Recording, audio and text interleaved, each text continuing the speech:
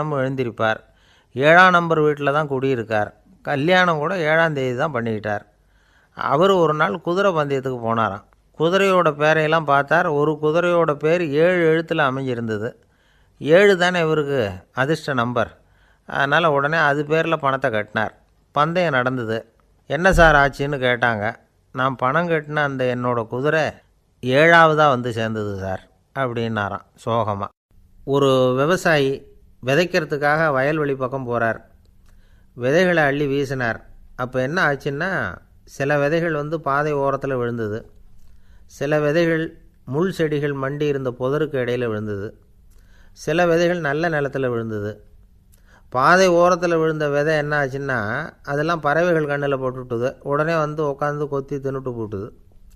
அதிகமாக மண் இல்லாத பாறை பகுதியில் விழுந்த விதையெல்லாம் லேசாக வேர் விட்டு முளைக்க ஆரம்பிச்சிது. அதுக்கப்புறம் வேர் கீழேயும் ஆழமாக போக முடியல. மேலேயும் சூரிய வெப்பம் அதிகம் தாங்க முடியல. எல்லாம் காஞ்சி கருகி போட்டுது. புதர் பகுதியில் சில விதைகள் விழுந்தது இல்லையா, முள் செடிகள் காடாக மண்டி போயிருந்தது.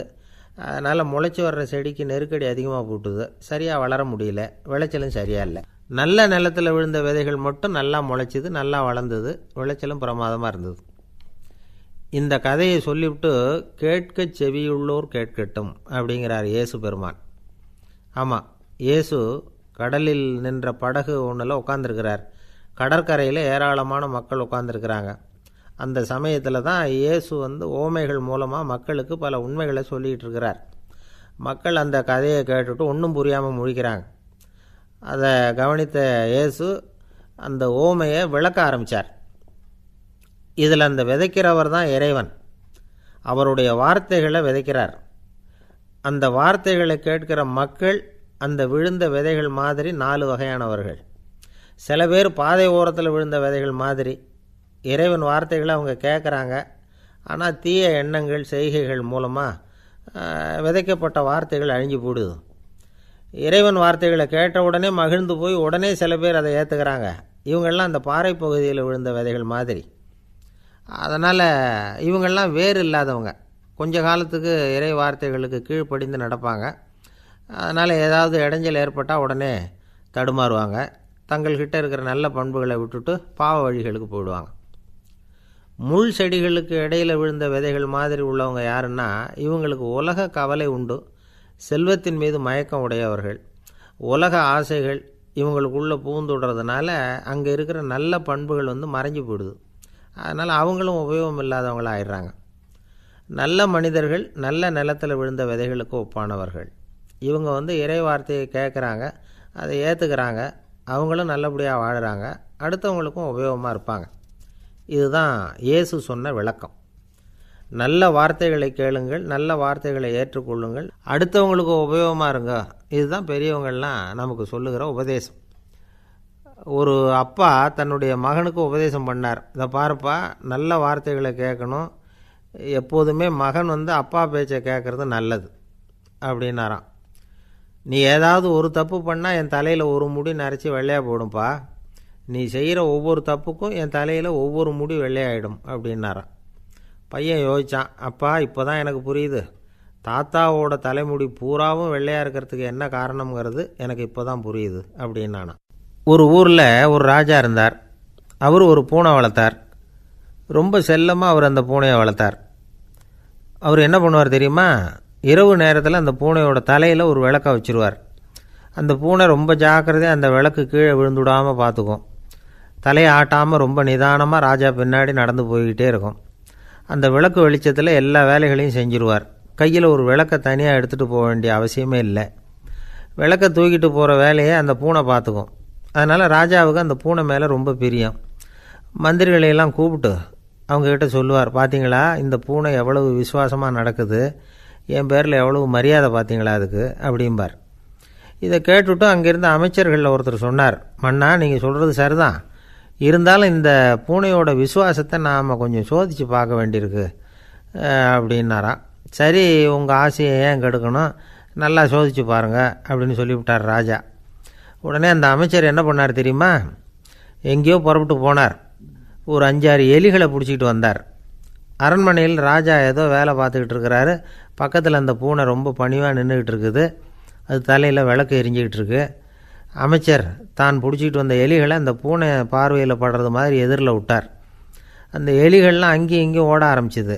அதை பார்த்தது பூனை. அவ்வளவுதான். தலையில் இருக்கிற விளக்கை பற்றியும் கவலைப்படலை, ராஜாவை பற்றியும் கவலைப்படலை. ஒரே பாய்ச்சலாக பாஞ்சு எலிகளை துரத்த ஆரம்பிச்சுட்டுது. தலையில் இருந்த விளக்கு எங்கேயோ போய் விழுந்தது, அணைஞ்சு போச்சு. இருட்டில் ராஜா தடுமாற ஆரம்பிச்சுட்டார். இந்த சமயத்தில் அந்த அமைச்சர் மறுபடியும் விளக்கை ஏற்றினார். வெளிச்சம் வந்தது. அதுக்கப்புறம் அந்த அமைச்சர் பேசினார். அரசே, பூனையோட விசுவாசத்தை பார்த்தீங்களா? எலி அது கண்ணில் படுற வரைக்கும் தான் விசுவாசமாக இருந்தது. அது மாதிரி எலியை பார்த்ததும் எல்லாத்தையும் விட்டுட்டு அதை துரத்த ஆரம்பிச்சுட்டு பார்த்தீங்களா? தான் அந்த பூனையை பற்றி நினச்சது தப்புங்கிறது அதுக்கப்புறம் தான் அந்த ராஜாவுக்கு புரிஞ்சுதான். சரி, இப்போ எதுக்கு இந்த கதையெல்லாம் அப்படிங்கிறீங்களா? இந்த பூனை மாதிரி தான் நம்ம மனசும். மனசை எவ்வளவு தான் பயிற்சி கொடுத்து பக்குவமாக வச்சுருந்தாலும் பார்க்குறதுக்கு பரமசாது மாதிரி தான் இருக்கும். பார்க்க வேண்டியதை பார்த்துட்டுதுன்னா பாஞ்சிரும். இந்த பூனை மாதிரி புலன் இன்ப பொருள்கள் கிட்டாத வரைக்கும் மனம் அடங்கி இருக்கிறது மாதிரி தான் தெரியும். கொஞ்சம் வாய்ப்பு கிடைச்சாலும் அது குதிக்க ஆரம்பிச்சிரும், தப்பு பண்ண ஆரம்பிச்சிரும். பெரிய பெரிய முனிவர்கள் வாழ்க்கையில் நடந்த வீழ்ச்சி இதை தான் நிரூபிக்குது. புலன்களின் ஆற்றல் அதிகம். அதனால் மனக்கட்டுப்பாடு பயிற்சிகளில் ரொம்ப எச்சரிக்கையாக இருக்கணுங்கிறார் சுவாமி சிவானந்தர். மது பழக்கத்தையே விட்டுவிட்டேன்னு உறுதியாக இருப்பான். கடை கண்ணில் பட்டுவிட்டுதுன்னா கால் அவனை கேட்காமலே இழுத்துக்கிட்டு உள்ளே போயிடும்.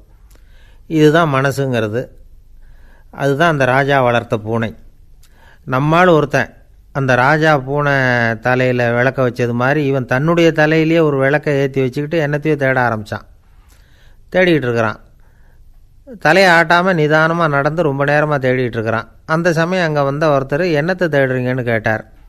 அதுதான் மறந்து போச்சு அப்படின்னு இழுத்தான். சரி, கொஞ்சம் இப்படி உட்காருங்க, ஞாபகம் வந்ததும் தேட ஆரம்பிக்கலாம் அப்படின்னார் அவர். இவன் கொஞ்ச நேரம் உட்காந்து யோசித்தான். அப்புறம் திடீர்னு எழுந்திரிச்சான். ஞாபகம் வந்துட்டுதுன்னா. என்னன்னு கேட்டார்.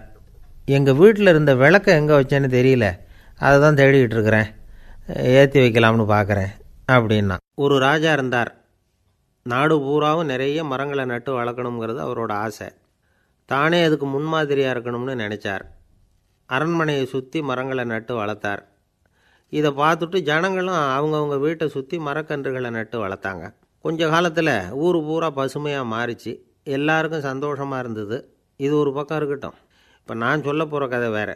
அதாவது அந்த ராஜா ஒரு நாள் தன்னுடைய அரண்மனையை சுற்றி இருக்கிற விதவிதமான மரங்களை எல்லாம் போய் பார்த்தார். எப்படி இருக்கிறீங்க அப்படின்னு ஒவ்வொரு மரத்துக்கிட்டையும் விசாரித்தாராம். எந்த மரமும் சந்தோஷமாக இருக்கிறதா தெரியல. அது அதுக்கும் மனசில் ஒரு குறை. முதல்ல ஆலமரத்துக்கிட்ட போனார். அது சொல்லிச்சு, மண்ணா, நான் நல்லா பெருசாக வளர்ந்துருக்கிறேன், அடர்த்தியாக இருக்கிறேன், கிளையெல்லாம் 4 பக்கமும் நல்லா படர்ந்து தான் இருக்குது, இருந்தாலும் எந்த பிரயோஜனமும் இருக்கிறதா தெரியல எனக்கு. என்னுடைய பழம்லாம் ரொம்ப சின்னதாக இருக்குது, என் கண்ணுக்கு சரியாக புறப்பட மாட்டேங்குது. நான் இருக்கிற சைஸுக்கு என்னுடைய கிளையில் இருக்கிற பழம்லாம் எவ்வளோ பெருசாக இருக்கணும், அது இத்தினூண்டு இருக்கிறது எனக்கு பெரிய அவமானமாக இருக்குது. இப்படி இங்கே நின்றுக்கிட்டு இருக்கிறதே ரொம்ப கூச்சமாக இருக்குது. ஒரு நல்ல புயல் வந்ததுன்னா பேசாமல் சாஞ்சு விடலாமான்னு பார்க்குறேன் அப்படின்னு புலம்புது ஆலமரம். சரி, இருக்கட்டும்னு நினச்சிக்கிட்டு ராஜா அடுத்தபடியாக ஒரு அத்தி மரத்துக்கிட்ட போனார். அதுவும் புலம்ப ஆரம்பிச்சுட்டுது. நான் கூட பெரிய மரம்தான், இல்லை இலையெல்லாம் அழகாக தான் இருக்குது, பழம் அழகாக இருக்குது, இருந்தாலும் உள்ள விஷயம் இல்லையே, அத்தி பழத்தை புட்டு பார்த்தா அத்தனையும் சொத்தை அப்படின்னு பழமொழியே உண்டாயிட்டுதே, இப்படி ஒரு கெட்ட பேரோடு நான் இருக்கணுமா அப்படின்னு புலம்புது அது. சரி, இது இருக்கட்டும் அப்படின்னு சொல்லி அடுத்தபடியாக வேப்ப மரத்துக்கிட்ட போனார். அது தன்னுடைய வேதனையை வெளியிட்டது. எனக்கு எவ்வளவோ மருத்துவ குணங்கள்லாம் இருக்கிறதா சொல்லிக்கிறாங்க, இருந்தாலும் என்ன பிரயோஜனம், என்னுடைய பழத்தை மனிதர்கள் யாரும் விரும்பி சாப்பிட்றது இல்லையே அப்படின்னுது. ராஜா அடுத்தாப்புல இருந்த ஒரு பனை மரத்துக்கிட்ட போனார். நான் நல்லா உயரமாக தான் வளர்ந்துருக்கிறேன், மற்ற மரங்கள்லாம் என்னை அண்ணாந்து தான் பார்க்கணும், இருந்தாலும் என்கிட்ட நிழலுக்காக யாரும் ஒதுங்கிறது இல்லையே அப்படின்னுது. என்ன இது, எல்லா மரமும் இப்படி திருப்தி இல்லாமல் இருந்துக்கிட்டு இருக்குதே அப்படின்னு நினச்சிக்கிட்டே ராஜா அடுத்தபடியாக அங்கே இருந்த ஒரு பைன் மரத்துக்கிட்ட போனார். அழகாக உயரமாக பசுமையாக தான் இருந்தது, ஆனால் பழமோ பூவோ கிடையாது. அதை நினச்சி அது வருத்தப்பட்டுக்கிட்டு இருக்குது. ஓக் மரம் அது ஒன்று நின்றுட்டு இருந்தது. அது என்ன சொல்லிச்சுன்னா, இலையுதிர் காலத்தில் என் மேலே இருக்கிற எல்லா இலைகளும் உதிர்ந்து போடுது, முடி கொட்டின மனிதர்கள் மாதிரி மொட்டையாக நான் நிற்க வேண்டியிருக்குது, என்ன வாழ்க்கை இது அப்படின்னு சொல்லி அழுத்துக்கிட்டது.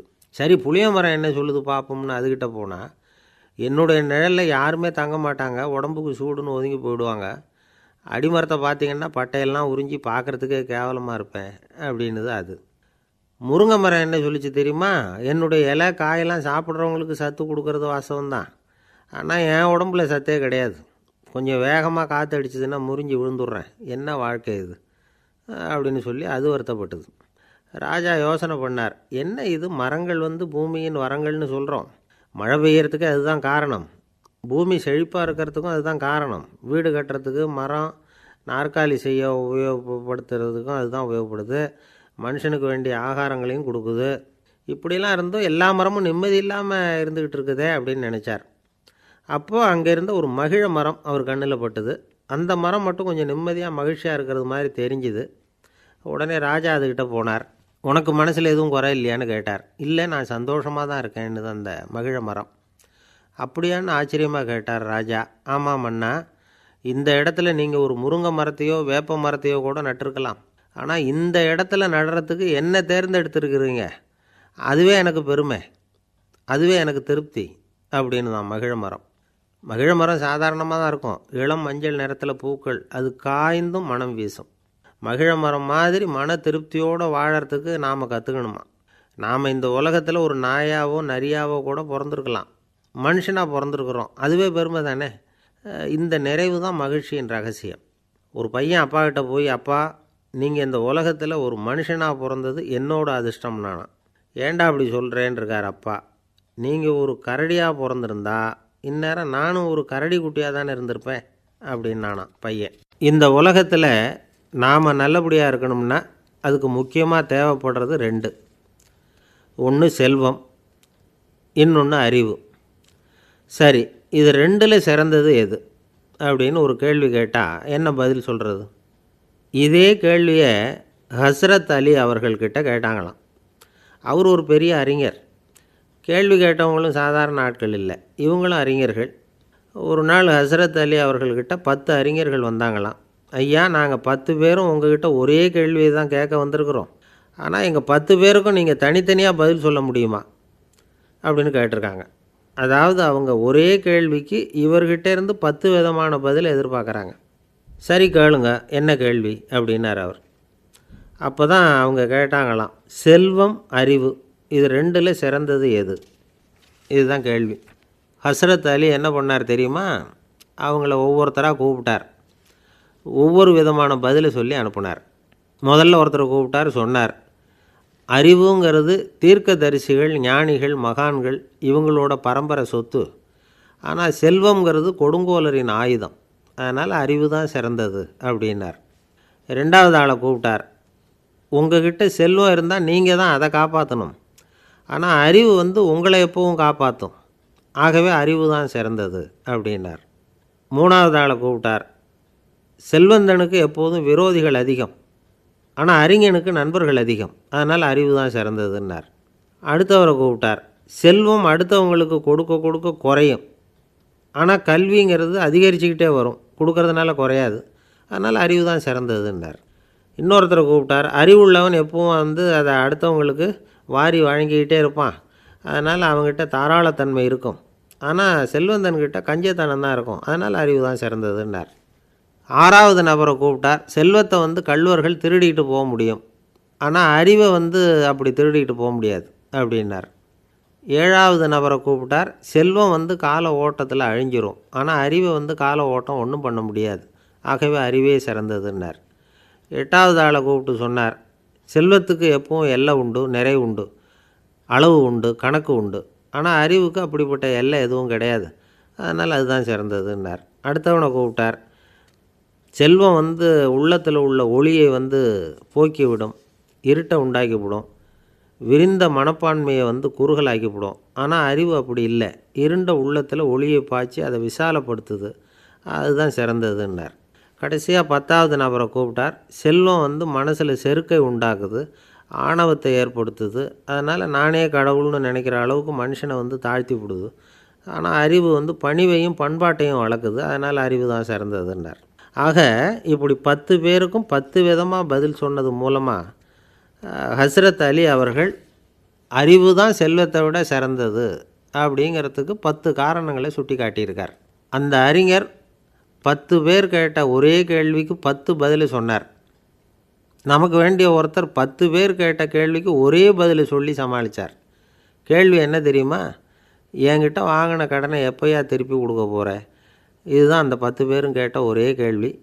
இந்த மாதம் 26ஆம் தேதி தந்துடுறேன் அப்படிங்கிற ஒரே பதில் சொல்லி அவ்வளவு பேரையும் இவர் அனுப்பி வச்சுட்டாராம். எல்லாரும் போனதுக்கப்புறம் இவரை தனியாக கூப்பிட்டு கேட்டிருக்கிறாங்க. அது என்ன சார் கணக்கு 26ஆம் தேதி, அன்னைக்கு என்ன அதிசயம் நடக்க போகுது அப்படின்னு கேட்டிருக்காங்க. அதிசயம் அன்னைக்கு இல்லை, அதுக்கு நாளே நடக்க போகுதுன்னாராம். விவரமாக சொல்லுங்கன்னு இருக்காங்க. வேறு ஒன்றும் இல்லைங்க, 26ஆம் தேதி தானே எல்லாரையும் வர சொல்லியிருக்கிறேன், அதுக்கு நாளே நான் புறப்பட்டு தலைமறைவாயிட போகிறேன் அப்படின்னாராம் ரொம்ப பெருமையாக. துருக்மேனியாவில் அஷ்காபாத் அப்படின்னு ஒரு நகரத்தில் ஒரு புவியியல் விஞ்ஞானி இருந்தார். அவர் ஒரு நாய்க்குட்டி வளர்த்தார். ஒரு நாள் முன்னிரவு நேரம் ஒரு மேஜைக்கு முன்னாடி உட்காந்து அந்த விஞ்ஞானி ஏதோ கணக்கு போட்டுக்கிட்டு இருக்கிறார். அவருக்கு ஒரு சின்ன பெண் குழந்தை, அது தொட்டிலில் தூங்கிட்டு இருக்குது. அந்த நாய்க்குட்டியும் ஒரு மூலையில் படுத்து அது பாட்டுக்கு தூங்கிட்டு இருந்தது. ஒரே அமைதி. அந்த நேரத்தில் திடீர்னு அந்த நாய்க்குட்டி துள்ளி எழுந்திரிச்சிது. நேராக குழந்தைகிட்ட ஓடிச்சு. அந்த குழந்தைய அது போட்டிருந்த ட்ரெஸ்ஸோடு சேர்த்து கவ்வி தூக்குச்சு. தூக்கிக்கிட்டு வாசல் பக்கம் ஓடிச்சு. நாய்க்குட்டி குழந்தைய கவ்வி தூக்க முடியுமாங்கிற சந்தேகம் உங்களுக்கு இல்லையா? நீங்கள் நம்ம ஊர் நாய்க்குட்டியவே பார்த்து பழக்கப்பட்டிருக்கீங்க, அதனால் நம்புறதுக்கு சிரமமாக இருக்கும். அந்த ஊர்லெலாம் அது ரொம்ப ஸ்ட்ராங்காக இருக்கும், ஒரு ஏதோ கண்ணுக்குட்டி மாதிரி இருக்கும். விஞ்ஞானி அதை பார்த்துட்டார். உடனே அந்த நாய்க்கு வெறி பிடிச்சிட்டுதுன்னு முடிவு பண்ணிவிட்டு தன்னோட கை துப்பாக்கியை எடுத்துக்கிட்டு ஓடி வந்தார். அவர் வெளியில் நாய்க்குட்டி எங்கே அப்படின்னு பார்த்து தேடுறார். அந்த நேரத்தில் அந்த வீடு இடிஞ்சு விழுது. காரணம் பூமி அதிர்ச்சி. இப்படி பூமி அதிர்ச்சி உண்டாக போகுதுங்கிறது அந்த நாய்க்குட்டிக்கு முன்னாடியே தெரிஞ்சு போச்சு. அதுதான் குழந்தைய தூக்கிட்டு வெளியில் ஓடி வந்திருக்குது. அது மூலமாக அந்த குடும்பத்தையே காப்பாற்றியிருக்குது அந்த நாய்க்குட்டி. இந்த சம்பவம் நடக்கிறதுக்கு 3 நாளைக்கு முன்னாடியே சில பிராணிகளுக்கு இப்படி நடக்க போகுதுங்கிறது தெரிஞ்சிருக்குதான். ஆமாம், அந்த நகரத்தில் 3 நாளைக்கு முன்னாடியே பாம்பு, பல்லி இதெல்லாம் அது தங்கியிருந்த வலையை விட்டு வெளியில் ஓடி வந்துட்டுது. அதே மாதிரி அங்கே இருந்த புறாவெல்லாம் பறந்து போயிடுச்சான். இதே மாதிரி யுகோஸ்லோவியாவில் கூட ஒரு நகரம், அங்கே ஒரு நாள் ராத்திரி ஒரு மிருக காட்சி சாலையில் திடீர்னு ஒரு பெரிய கலவரம், கூச்சல், குழப்பம். அங்கே இருந்த கழுதை, புலி, யானை, பறவை எல்லாம் கண்ணாபின்னான்னு கத்த ஆரம்பிச்சுட்டுது. நீர் யானை அதுக்குன்னு போடப்பட்டிருந்த தடுப்பையே தாண்டி குதித்து வெளியில் வந்துட்டு தான். மறுநாள் தான் எல்லாருக்கும் விஷயம் புரிஞ்சுது. அடுத்த நாள் காலையில் அங்கே பூமி அதிர்ச்சி உண்டாயிட்டுது. இப்போ பாருங்கள், அதாவது மனுஷனை போய் தீர்க்கதரிசி அது இதுன்னு சொல்லிகிட்டு இருக்கிறோம். இவனை விட அது பரவாயில்லைன்னு தோணுது. அதாவது மிருகங்கள் ஒன்று நடக்க போகுதுங்கிறத முன்னாடியே புரிஞ்சுக்குதே. சரி, இதெல்லாம் எப்படி அது முன்கூட்டி புரிஞ்சுக்குது? அதுதான் படைப்பு ரகசியம். அதை கண்டுபிடிக்கிறதுக்கு தான் மனுஷன் ஆராய்ச்சி பண்ணிகிட்டு இருக்கிறான். விஞ்ஞானிகளோட ஆராய்ச்சியெல்லாம் ஒரு பக்கம் இருக்கட்டும், வீட்டுக்குள்ளேயே சில ஆராய்ச்சி பண்ணி பாருங்களேன். இப்போ சில யோசனை சொல்லி அதை சோதனை பண்ணி பாருங்க அப்படின்னு ஒருத்தர் சொன்னாராம். அதாவது இப்போ மழை வருமா வராதா அப்படின்னு தெரிஞ்சுக்கணுமா, உடனே ஒரு பூனைக்குட்டி பின்னாடியே மெதுவாக போய் அது என்ன செய்யுதுன்னு கவனித்து பார்க்கணும். பூனைக்குட்டி தன்னோட பாதத்தினால சுகத்தில் அப்படி கீறிக்கிட்டு இருக்கும். அப்படி கீறினா கண்டிப்பாக மழை வரும். சில சமயம் பூனைக்குட்டி அப்படியே மல்லாந்து படுத்துக்கிட்டு பாதத்தை உயர தூக்கும், அப்படியும் இப்படியும் புரளும். இப்படி செஞ்சதுன்னா அன்னைக்கும் மழை இருக்காது. அதனால் முன்னாடி இருந்தது மழை வர்றதுக்கு அறிகுறி, இது மழை இல்லைங்கிறதுக்கு அறிகுறி. பறவைகள், பிராணிகள் இதுகளோட நடவடிக்கைகளை பார்த்துட்டு அதையெல்லாம் அடிப்படையாக வச்சு தான் காலநிலையை கண்டுபிடிக்கிற கருவிகளை கண்டுபிடிச்சிருக்கிறாங்க. வாத்து இருக்குல்ல, சில சமயம் தன்னோட அழகை தன்னோட இறகுகளில் அப்படியே புதைச்சிக்கும். அப்படி செஞ்சால் குளிர்காலம் வரப்போகுதுன்னு அர்த்தம். பருவநிலை குளிராக மாறப்போகுதுங்கிறதுக்கு இதுதான் அறிகுறி. சிட்டுக்குருவி இருக்குதுல்ல, அதெல்லாம் புழுதியில் உழுந்து புரளும், சிறகுகளை படபடன்னு அடிச்சுக்கும். அப்படி செஞ்சால் மழை வரப்போகுதுன்னு அர்த்தம். ஒன்று மட்டும் நாம் நல்லா தெரிஞ்சுக்கணும், இயற்கையின் சீற்றம்னு சொல்கிறோம் இல்லையா, இயற்கை ஏன் நம்ம மேலே கோவப்படுது? இயற்கையை நாம் அனுசரித்து போகிறதில்ல, அதனால் கோவப்படுது. காடுகளை அழிக்கப்படாது, விலங்குகளை கொல்லக்கூடாது, இயற்கை ஏற்படுத்தி வச்சுருக்கிற சமநிலையை கெடுக்கக்கூடாது. அதை புரிஞ்சுக்கிட்டு வாழ்ந்தோம்னா பூமியும் நடுங்காது, நாமளும் நடுங்க வேண்டிய அவசியம் இருக்காது. ஒருத்தர் இருந்தார், சாராய கடைக்கு போனாராம், நிறைய சாப்பிட்டார். அப்புறம் சொன்னார், இது ரொம்ப அற்புதமான சரக்கு போல் இருக்குது, உள்ளே போன உடனே இந்த பூமியே நடுங்கிறது மாதிரி இருக்குது எனக்கு அப்படின்னாராம். இதுக்கு கடைக்காரர் சொல்லியிருக்கார், நீங்கள் சாப்பிட்டது வெறும் பச்சை தண்ணி தாங்க, இப்போ ஏற்பட்டிருக்கிறது நிஜம் பூமி அதிர்ச்சி அப்படின்னாராம். ஒரு ஊரில் ஒரு ராஜா இருந்தார். அந்த ராஜாவுக்கு ஒரு மந்திரி. ராஜா ரொம்ப நியாயமானவர், நேர்மையானவர், கண்டிப்பானவர். தப்பு செய்கிறது யாராக இருந்தாலும் தண்டனை கொடுப்பார். வேண்டியவங்களுக்கு ஒரு நியாயம், வேண்டாதவங்களுக்கு ஒரு நியாயங்கிறதெல்லாம் அவர்கிட்ட கிடையாது. ஒரு சமயம் அரசவையில் அந்த அமைச்சரே விதிமுறைகளுக்கு புறம்பாக ஏதோ நடந்துக்கிட்டு இருக்கார். மன்னருக்கு கோபம் வந்துட்டுது. உடனே அந்த அமைச்சரை கிட்டத்தில் கூப்பிட்டு அவர் கன்னத்தில் ஓங்கி ஒரு அறை கொடுத்துட்டாராம். உடனே அந்த அமைச்சர் என்ன பண்ணார் தெரியுமா? நேராக போனார். அங்கே நின்றுக்கிட்டு இருந்த இன்னொருத்தர் கன்னத்தில் ஓங்கி அரைஞ்சார். அறை வாங்கினவர் திகைச்சு போயிட்டார். இவர் ஏன் நம்மளை வந்து அரைகிறார் அப்படின்னு யோசனை பண்ணார். மன்னரும் திகைச்சு போயிட்டார். நாம் இவரை அரைஞ்சா அதுக்காக இவர் போய் இன்னொருத்தரை அரையணுமா அப்படின்னு யோசனை பண்ணார் அவர். இவருக்கு என்ன பைத்தியமானு கூட நினைக்க ஆரம்பிச்சிட்டார். ஆனால் என்ன ஆச்சுன்னா, அப்புறம் அமைச்சர் அவர் கவனிச்சிக்கிட்டு இருந்தாரா, அவர் இன்னொருத்தரை அரைஞ்சார் இல்லையா, அந்த அறை வாங்கின ஆசாமியை பார்த்து கத்திக்கிட்டு இருந்தார். யார்? அமைச்சர். ஏன்பா என்கிட்ட அறையை வாங்கிக்கிட்டு இப்படி விவரம் இல்லாமல் நின்றுக்கிட்டு இருக்கிறிய, நான் உனக்கு கொடுத்ததை நீ வேறு யாருக்கிட்டையாவது கொடுத்துரு அப்படின்னார். உடனே அந்த ஆள் பார்த்தான், தனக்கு அடுத்தபடியாக நின்றுக்கிட்டு இருந்தவனை